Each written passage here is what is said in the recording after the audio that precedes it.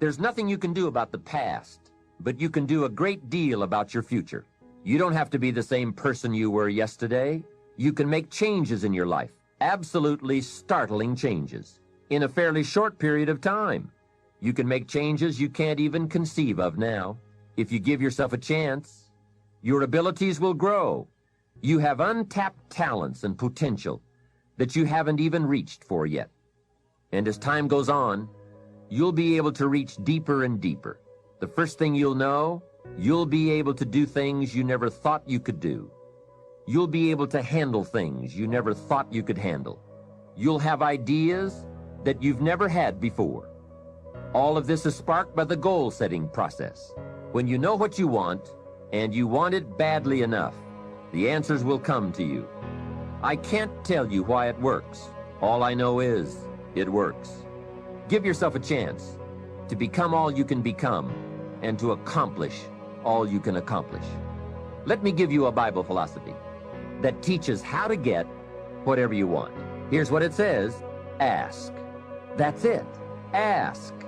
Of all the important skills to learn in life, be sure to include the skill of asking. What does ask mean? Ask means, what do you want? And the complete formula is staggering. It says ask and you will receive. Hey, we ought to look into that. The man says, yes, but you work where I work. By the time you struggle home, it's late. You've got to get a bite to eat, watch a little TV, and get to bed.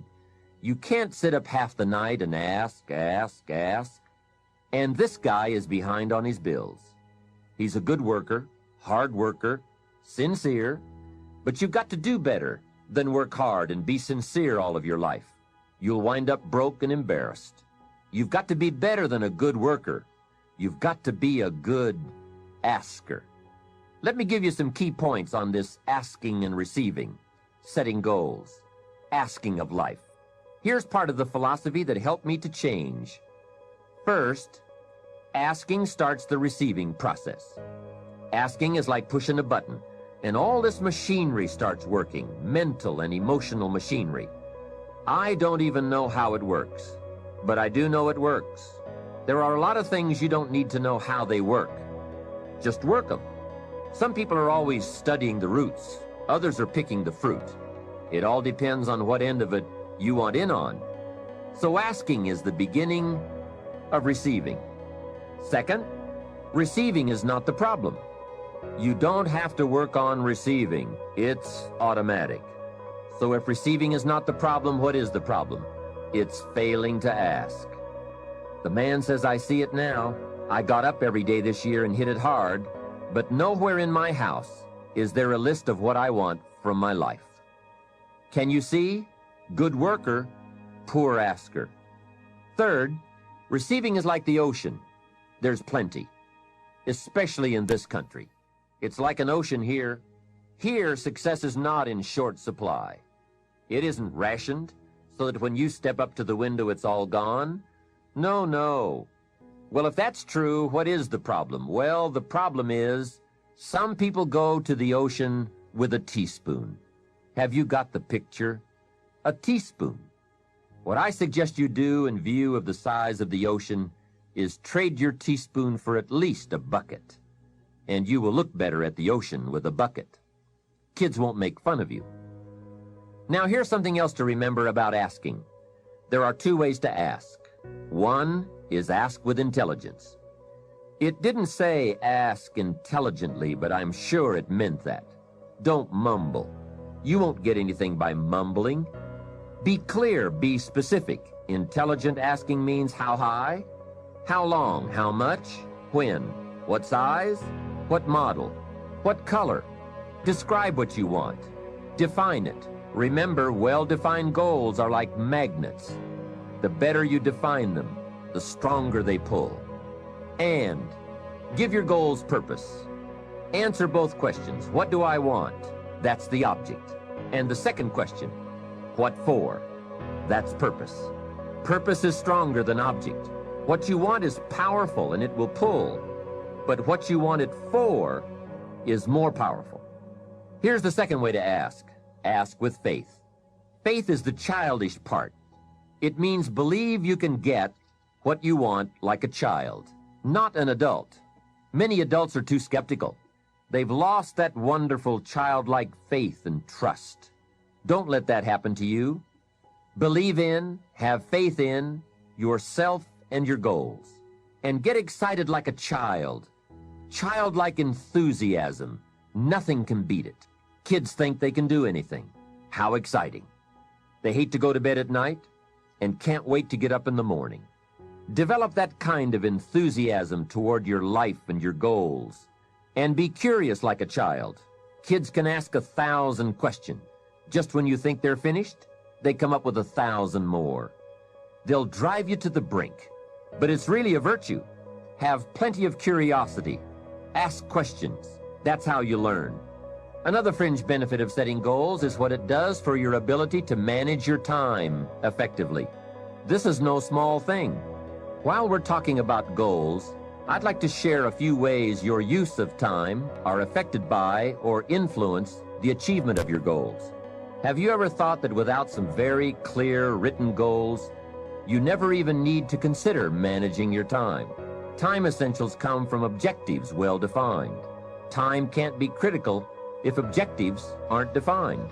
Now you might be one of those uniquely fortunate individuals who can keep all their objectives and purposes clearly defined in their minds and operate from that. But I wouldn't take the chance. Write your goals down and set careful priorities. Sometimes priorities are determined by the season. For a farmer in springtime, the season dictates his most important activities. During the spring, a farmer must work around the clock, burn the midnight oil, and keep the equipment running because he has only this small window of time for the planting of his crops.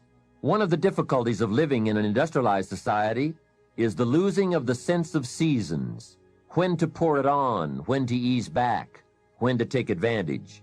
It's easy to keep going from 9 to 5, year in and year out, and lose a natural sense of priorities and appropriate time. Don't let one year just blend into the next. Keep an eye on your own seasons, lest you lose track of values and substance. Part of setting priorities is learning to separate major activities from minor activities. This is a whole skill in itself, but once you have learned it, it will pay dividends you won't believe. So learn to put everything on your mental scales to be carefully weighed before you spend time or money. And here's a good question to constantly ask. Is this a major or a minor? By asking that question, you will reduce the amazingly natural tendency to spend major time on minor things. In sales training, we are taught that major time is the time spent in the presence of the prospect, while minor time is the time spent on the way to the prospect. If you're not careful, you will spend more time on the way to than in the presence of. So in sales we teach, don't go across town till you've gone across the street. Majors and minors, what a great discipline to exercise. It also reads, don't spend minor time on major things. It's easy to get values mixed up. The man spends 3 hours watching television and only 30 minutes playing with his kids. Something is probably out of line there, right? It also reads, don't spend major money on minor things. If you spend more on candy than on audio cassettes like this, or books, that would be foolish, right? Here is a great goal-achieving tip. Don't mistake movement for achievement. It's possible to be busy all day, come home exhausted, and only then realize that very little of your day consisted of productive activities in the pursuit of your goals. Don't get faked out by being busy. The man says, I've been going hard all day. I've really put in the hours and the effort. But here's the major question. Doing what? It isn't going hard all day that counts. It's the doing what, the value that counts. Another essential is concentration. This is one of those difficult things, especially in a society where there are so many voices asking for our attention.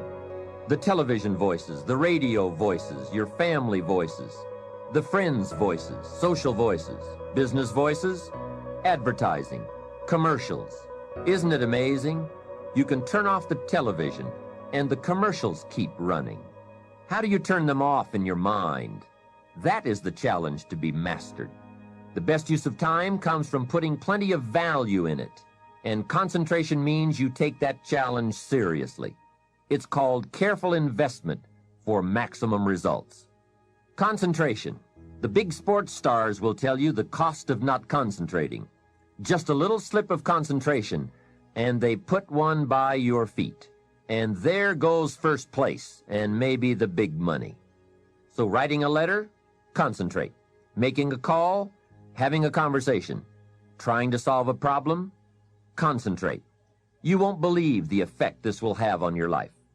Now, there is a time to let your mind wander, but it's a time you designate specifically for that purpose. At that appointed time, you can go off for that walk on the beach, or that drive to the mountains, away from business. Let the breezes blow and your mind soar. Do some dreaming. That's healthy. But do it at that pre-planned time. At all other tasks, concentrate.